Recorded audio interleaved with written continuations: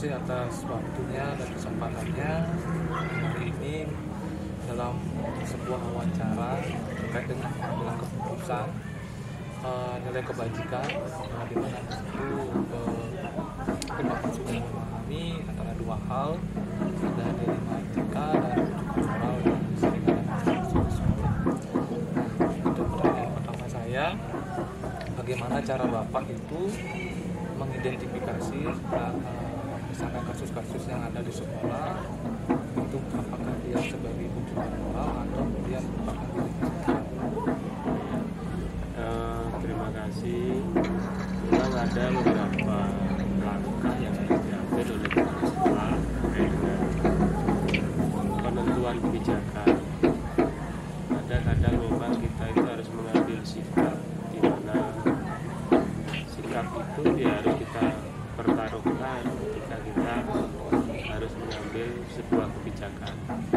Salah satu di antaranya sebagai contoh, anak-anak itu kan belum diberikan membawa sepeda motor.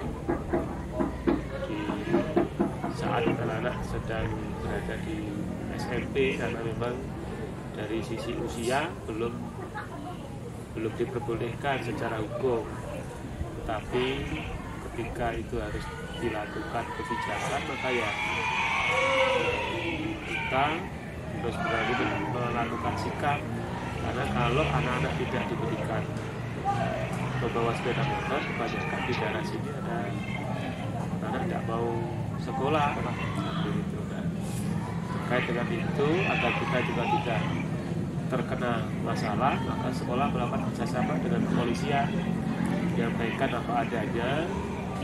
Kemudian dari pihak kepolisian kita minta untuk melakukan sosialisasi, sekalipun anak-anak belum diperkenankan membawa sepeda motor secara hukum, tapi karena situasi, kondisi, lingkungan sekolah, faktor geografis, maka tetap diberikan, hanya saja harus tetap menjaga norma-norma hukum, seperti harus bawa helm, kemudian juga dengan tertib, begitu. Dan itu pun juga kita sampaikan pada orang tua ketika ada pertemuan. Nah, itu satu langkah menentukan kebijakan. Misalkan kalau yang dari Bapak paparkan tadi itu dari kasusnya seperti itu, apakah ada pertentangan hukum Pak? Atau apakah ada rujukan dari orang tua siswa, atau memang pengambilan keputusannya itu didasarkan atas musyawarah mufakat dari orang tua, dewan guru, atau dari pihak kepolisian?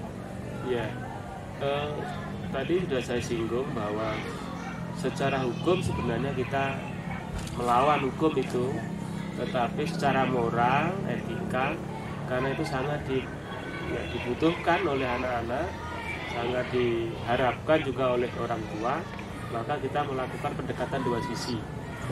Sisi yang pertama sisi harapan orang tua, tapi sisi kedua juga kita pertemukan dengan kepolisian itu secara hukum sehingga bisa bertemu. Untuk ada nggak prosedur-prosedur yang sering Bapak lakukan atau yang menurut Bapak itu efektif dalam menyelesaikan kasus-kasus, dalam kasus dilema etika dan atau pendidikan moral itu? Iya. Sebagai kepala sekolah memang kadang kita dihadapkan pada dua masalah, ya, dua sisi. Ada aturan, tetapi juga ada kebijakan yang harus kita ambil. Ketika kita harus memilih itu, ya kita harus pertemukan antara aturan dan kebijakan, sehingga ya tetap kita jalankan itu, bahkan lebih mengutamakan kalau memang itu harus kita secara moral gitu harus kita lakukan, ya tetap itu kita yang akan kita ambil. Satu contoh lagi, ketika secara hukum ketika harus belajar kan anak-anak memang harus belajar, tetapi kemudian ada di lokal wisdom ini melakukan kegiatan upacara, nah itu kan kita langgar pasti itu. Nah, tetapi tetap sekalipun kita melakukan kegiatan upacara itu dengan tidak melakukan pembelajaran, kan itu berarti itu kebijakan, maka di situ tetap kita tanamkan sebuah pembelajaran dalam rangka ya peningkatan keimanan dan ketakwaan sekalipun tidak pembelajaran secara formal. Itu salah satu juga kebijakan yang harus diambil. Nah, seperti yang Bapak utarakan tadi, misalkan ada suatu kebijakan yang bisa kadang-kadang bertentangan seperti yang tadi Mas sampaikan. Adakah Bapak itu mempersiapkan solusi misalkan atau trik yang bisa mengantisipasi dampak dari dampak negatif dari sebuah keputusan atau kebijakan yang diambil? Ya, tentu saja sebelum mengambil kebijakan-kebijakan yang menyangkut kebersamaan, menyangkut hajat banyak anak guru itu, maka ada juga yang harus dilakukan, yaitu dengan menyampaikan pada rekan-rekan guru, pada keluarga besar melalui rapat, kan begitu, sehingga kebijakan itu ya kita ambil bersama berdasarkan ya musyawarah, karena dia tidak menyinggung dan menyalahi aturan maupun juga membuat ketidaknyamanan dari keluarga besar di sekolah. Dalam pengambilan keputusan ini ada nggak Pak tantangan atau yang memang seringkali Bapak hadapi dalam pengambilan keputusan? Ya, pasti namanya tantangan pasti ada. Kan ada ketika kita melakukan kebijakan itu ada yang mendukung, ada yang kurang mendukung, kan begitu, ada yang ya apatis. Tapi ketika kebijakan itu sudah kita ambil, ya kita harus berani mempertanggungjawabkan sebesar apapun lah risiko yang kita tanggung, tatkala memang itu sudah kita yakini kebenaran dari sebuah kebijakan itu. Berarti di sini fungsinya kebenaran itu. Kebenaran itu yang harus kita pegang ya, dalam sebuah kebijakan. Nah, dalam kasus-kasus dilema etika ini, ketika ada permasalahan itu biasanya Bapak itu mengambil keputusan langsung atau misalkan mencari jadwal atau bagaimana Bapak diberikan tenggang waktu atau terkait dengan kebijakan kan tentu kita juga lakukan analisis aturan-aturan, kan begitu kan, kita tidak kemudian langsung tabrak saja, tetapi kita pelajari juga aturan-aturan untuk memungkinkan tidak aturan itu dilakukan sebuah kebijakan. Ketika aturan itu sudah kita telaah, kita teliti, kan begitu, kita musyawarahkan bersama rekan-rekan, ketika aturan itu masih bisa kita lakukan dengan sebuah kebijakan, ya kita lakukan. Artinya tetap orientasi kita juga tetap menganalisis aturan-aturan dan peraturan yang sudah ada itu. Dan dalam analisis atau Bapak dalam memecahkan permasalahan itu ada nggak Pak faktor yang bisa mempermudah Bapak dalam melakukan sebuah keputusan yang Bapak ambil? Faktor yang paling penting itu adalah keyakinan, kemudian prioritas, dan itu menyangkut kepentingan anak apa tidak. Utamanya adalah kepentingan anak. Ketika itu menyangkut kepentingan anak dan juga ujungnya adalah proses pembelajaran, ya kebijakan itu ya harus kita ambil. Tetapi ketika itu bertentangan dengan kepentingan anak, ketika itu bertentangan dengan proses pembelajaran dan peningkatan mutu, ya tentu kita harus abaikan itu. Berarti setiap keputusan yang diambil itu harus bermuaranya itu kepada anak Pak? Iya, muaranya, karena di persekolahan pasti muara dari sebuah kebijakan tadi itu yang sudah saya katakan, kebenaran secara etika tidak bertentangan dengan moral, kan begitu. Kemudian ujungnya adalah bagaimana itu meningkatkan mutu pembelajaran. Itu yang kebijakan yang kita ambil. Selama ini dalam pengambilan kebijakan itu sejauh mana pelibatan stakeholder sekolah, warga sekolah itu apakah dilibatkan secara penuh atau memang di situasi-situasi tertentu? Iya, ketika sebuah kebijakan itu menyangkut dalam proses lama, kita pasti libatkan semua stakeholder. Tetapi ketika kebijakan itu diambil dengan cepat, maka mungkin bisa kita libatkan Wakasek ya, yang bertanggung jawab di situ. Dan ketika itu harus diambil secara singkat lagi, ya kita harus melakukan secara singkat agar tidak terjadi sebuah bias atau terjadi sebuah permasalahan.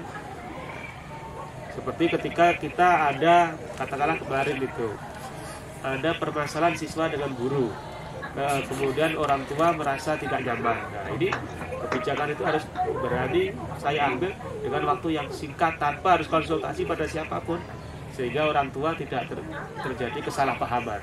Nah, ya seperti itu adalah langkah yang cepat, tidak menunggu laporan dari guru, laporan dari si A, si B, si C, ya langsung kita sampaikan pada orang tua bahwa terjadi miskomunikasi dan kita siap melakukan klarifikasi sehingga pihak dari orang tua nyaman, percaya pada sekolah dan masalah tidak bisa berlanjut.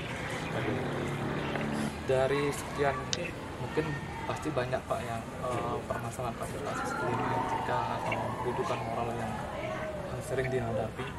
Kira-kira pernah nggak Pak ada kasus tertentu yang memang Bapak sebagai kepala sekolah itu mendapatkan pembelajaran yang mungkin sebelumnya belum diperoleh dari kasus-kasus yang lain, sehingga kasus tersebut memberikan pola pandang yang baru terhadap pengambilan kebijakan?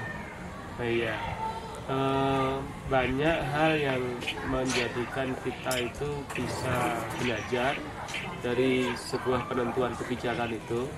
Ketika kita dihadapkan pada masalah itu, kita harus bisa berpikir jernih. Utamanya harus bisa berpikir jernih, tidak emosional. Nah, itu dari beberapa kasus yang membuat saya mempunyai pengalaman bahwa ketika sebuah kebijakan kita lakukan dengan rasa gerusu, dengan emosional, maka hasilnya juga kurang bagus. Maka kita harus tenang, kemudian kita juga harus berpikir dengan sabar, dan tentu saja ketika diperlukan pandangan, pendapat, kemudian ide, gagasan, masukan dari rekan sejawat itu perlu dilakukan. Terima kasih. Nah, untuk yang terakhir nih Bapak, ada nggak tips-tipsnya Bapak yang bisa dibagikan dalam penentuan atau memecahkan permasalahan dilema etika dan rujukan moral? Kita dia kan sering ini, terutama dilema etika nih, dia umpamanya dalam penentuan kita dan kasus dilema etika itu kan semuanya benar Bapak. Iya. Nah, bagaimana tips-tipsnya itu dia bisa memilih yang mana ini paling benar? Oh gitu. Ya, ketika kita menentukan sebuah dilema itu, kita harus bisa berpikir dengan logis, dengan jernih. Kita harus berpikir dengan logis, dengan jernih. Kira-kira ini yang paling sedikit resikonya yang mana? Nah, itu harus dihitung, Pak. Ya, ketika kita melakukan sebuah kebijakan itu pasti akan hitung untung rugi itu. Di mana yang paling sedikit beresiko itulah yang harus kita ambil. Ketika jelas-jelas itu resikonya sudah tinggi, jangan kita tabrak. Walaupun benar itu Pak. Walaupun benar. Tapi harus tetap hitung resikonya mana ini. Ketika resistennya paling kecil, itulah yang kita lakukan. Itu tips yang saya dapatkan dari pengalaman yang sudah saya jalankan. Terima kasih Bapak. Sekian bincang-bincang kita hari ini, di mana sudah banyak yang bisa saya ambil, di mana saya bisa putuskan bahwa dalam setiap pengambilan keputusan yang pertama itu berpihak pada siswa Pak. Iya, berpihak pada siswa yang tidak rasa gerusu dan berpikir jernih Pak. Oke Bapak, terima kasih atas waktunya. Mohon maaf sekali telah menyita waktunya Pak hari ini. Terima kasih Pak. Ya,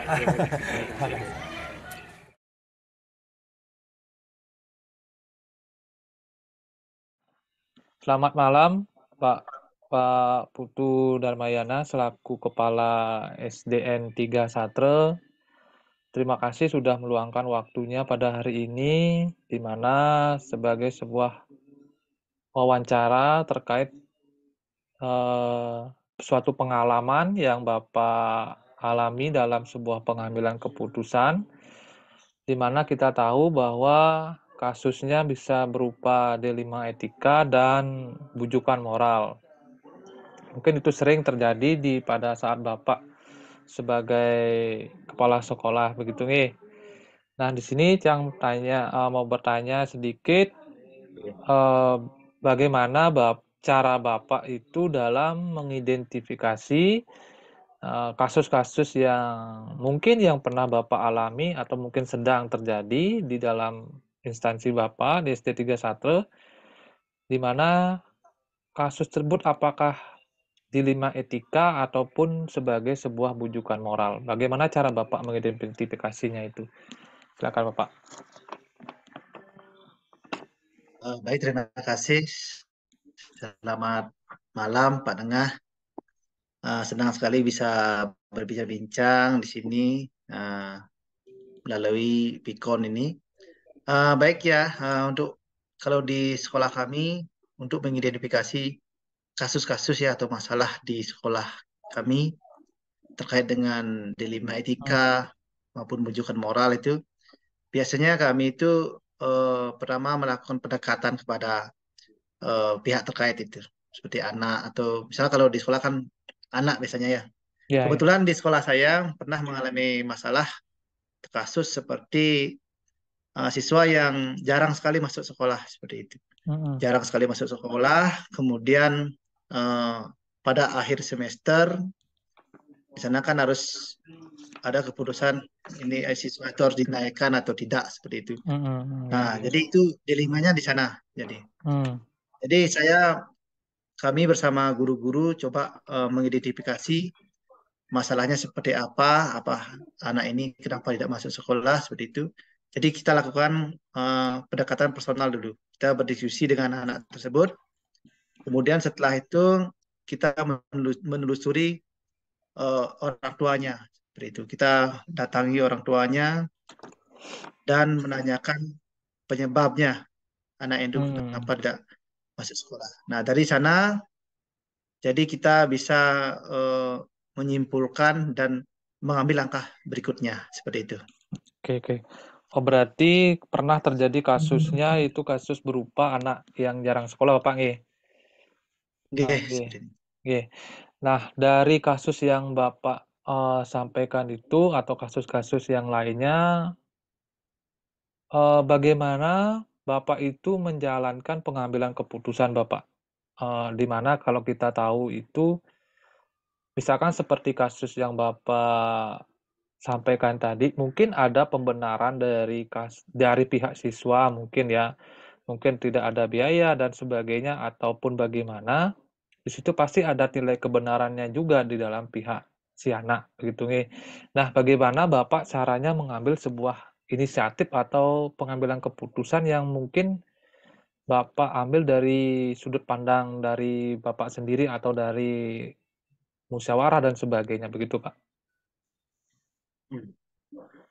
Ya, kalau misalnya seperti contohnya seperti kasus yang tadi, seperti anak tersebut kan termasuk kasus dilema etika ya seperti itu. Jadi kalau kami di sekolah itu saya tidak memutuskan langsung bagaimana solusinya atau bagaimana keputusannya, tapi kita melakukan rembuk bersama guru-guru, baik dengan walinya yang bersangkutan dan juga rembuk dengan guru-guru yang lain seperti itu. Kalau misalnya perlu melibatkan orang tua, kita bisa menyurati orang tua tersebut untuk datang ke sekolah. Nah, seperti itu yang cara mengambil keputusannya. Oh, begitu. Berarti mengutamakan seperti yang Pak sampaikan itu mengutamakan rembuk atau musyawarah dari rekan-rekan guru atau walinya begitu Pak Nggih? Ya, betul. Oke. Nah, kalau dari apa yang dialami dari kasus mungkin yang sudah terselesaikan atau yang masih mungkin ditangani, apakah Bapak memiliki atau langkah-langkah tertentu atau prosedur-prosedur tertentu yang memang Bapak meyakini itu sebagai langkah-langkah yang bisa mampu menyelesaikan suatu permasalahan-permasalahan yang Bapak hadapi di sekolah? Ya, langkah-langkahnya yang pertama mengidentifikasi dulu ya, mengidentifikasi anak tersebut, permasalahannya seperti apa, seperti itu. Kemudian kita cari sumber permasalahannya apa gitu. Setelah itu kita melakukan pendekatan kepada anak tersebut kepada orang tuanya seperti itu. Kemudian dengan harapan ada perubahan, ada hasil seperti itu. Jadi yang pertama kan harus telusuri seperti itu, telusuri dulu, identifikasi. Setelah itu baru kita bisa rembukan. Nah, setelah rembukan baru kita tentukan hasilnya. Seperti itu sih. Oke, berarti di sini Bapak itu menelusuri apakah atau dari penyebab-penyebab yang ada dari kasus-kasus tersebut gitu Pak, maksudnya nggih. Ya. Oke. Kalau Bapak dalam pengambilan keputusan yang Bapak ambil itu di dalam D5 etika itu, menurut Bapak ada nggak cara yang menurut Bapak paling efektif? Artinya mungkin dengan cara tersebut Bapak secara langsung atau mungkin secara cepat bisa menyelesaikan kasus-kasus yang ada di sekolah, Pak. Oh ya, kalau cara efektifnya itu kalau di sekolah itu harus ada keputusan kesepakatan ya, biar tidak menimbulkan hak gitu. Jadi cara efektifnya adalah dengan rapat dewan guru. Ya, rapat dewan guru, kemudian kita minta dari wali kelasnya, dari gurunya seperti itu. Nah, baru kami semua menyepakati hal tersebut baru diputuskan. Jadi menurut kami begitu hal yang efektif. Oke, berarti melakukan segala keputusan yang Bapak artinya diputuskan itu melalui musyawarah begitu Pak, maksudnya nggih di dalam pengambilan keputusannya nggih. Nggih. Dari pengalaman-pengalaman yang Bapak telah lampau atau dari permasalahan yang telah Bapak selesaikan itu, kira-kira adakah Pak tantangan atau dilema atau ya hambatan di dalam pengambilan keputusan yang sering Bapak hadapi di dalam permasalahan itu Bapak dalam pengambilan keputusannya? Ya, betul sekali. Tantangannya tentunya ya. Contohnya kayak kasus tadi itu, tantangannya itu kita bagaimana kita tuh mengkondisikan dengan anak lainnya atau murid lainnya, dan juga orang tua lainnya seperti itu. Nah, misalnya kalau kita tidak mengkondisikan dengan baik, ada kecemburuan sosial antara lainnya dengan orang tua yang lainnya. Nah, jadi itu di dalam memutuskan sesuatu itu harus kita adakan sinkronisasi ya. Jadi ada nilai-nilai kebajikannya di sana. Itu yang perlu diperhatikan. Oke, berarti di dalam menghadapi tantangannya itu Bapak selalu mengkondisikan atau melakukan musyawarah terlebih dahulu Pak dalam sehingga tidak ada menimbulkan masalah baru atau hal negatif dari siswa yang lain gitu Pak Dalam pelaksanaan itu misalkan kalau Bapak dalam kasus-kasus yang Bapak dalami dalam D5 etika, apakah dalam penyelesaiannya Bapak itu mengatur sebuah jadwal atau Bapak lakukan sendiri misalkan secara sendiri, apakah Bapak mencari jadwal-jadwal yang lain sehingga di dalam pelaksanaannya itu tertata sesuai dengan jadwal Bapak atau memang Pak langsung menyelesaikannya Pak? Biasanya kalau di sekolah kami dalam menyelesaikan masalah itu jadi tidak terjadwal ya, tidak terjadwal, tidak ada jadwal khusus ya itu artinya. Kalau misalnya masalahnya urgent atau kecil itu bisa diselesaikan langsung, bisa diputuskan langsung. Namun kalau halnya seperti kasus tadi tentang anak tadi yang tidak masuk kelas itu misalnya kita jadwalkan, artinya kita carikan waktu karena itu merupakan kasus yang cukup rumit ya. Jadi terkait dengan itu. Jadi kita akan carikan waktu berkumpul dengan rekan-rekan guru dan untuk mendapatkan masukan-masukan dari guru yang lainnya sehingga kita itu bisa memutuskan apa yang harus kita lakukan seperti itu. Jadi kita cari waktu. Kalau untuk jadwal kita tidak pernah menjadwalkan seperti itu. Berarti tidak terlalu ada jadwal khusus Pak Nge. Berarti kalau dia Ya. bentuknya urgent berarti bisa langsung Pak Nge selesaikan seperti itu Nge. Nah, dalam pengambilan keputusan selama ini Nike, adakah faktor-faktor yang mempermudah ataupun mempersulit Bapak dalam melakukan pengambilan keputusan? Faktor yang mempermudah itu bersama apa? Kalau mempermudah sih kita enggak ya, artinya tidak terlalu mudah lah. Kita kalau memutuskan langsung itu tidak bisa semudah itu. Jadi apa yang saya katakan tadi, jadi kita perlu musyawarah ya bersama guru-guru dan juga yang lainnya sehingga kita mendapatkan solusi yang terbaik ya gitu. Solusi yang terbaik untuk sebuah kasus ya itu. Kalau misalnya seseorang yang atau yang pengaruh itu atau mempermudah itu kita biasanya kalau permasalahannya terlalu rumit ya, nah, jadi kita bisa konsultasikan ke pengawas gitu. Pengawas jadi pengawas yang nanti juga ikut terlibat dalam penyelesaian masalah ini seperti itu. Oh, berarti dalam penyelesaian masalah itu Bapak sering melibatkan pengawas sekolah berarti Pak Nge dalam minta saran dan pendapatnya betul Nge? Ya. Oke. Dari berapa kasus yang Bapak alami atau sudah diselesaikan, kira-kira pembelajaran apa yang mungkin Bapak bisa ambil dari kasus-kasus tersebut yang mungkin bisa nilai positifnya yang bisa Pak ambil, Pak? Ya, dari kasus-kasus yang telah terjadi dan kemudian kita selesaikan itu ada sebuah pengalaman ya. Tentunya menambah pendewasaan ya. Artinya bagaimana kita bisa mengkondisikan masalah-masalah itu, artinya biar kondusif, biar tidak ada lagi ketimbang tindihan, nah seperti itu. Jadi bagaimana kita itu mengkondusifkan sekolah ya, antara murid dengan orang tua dan lingkungan sekitarnya.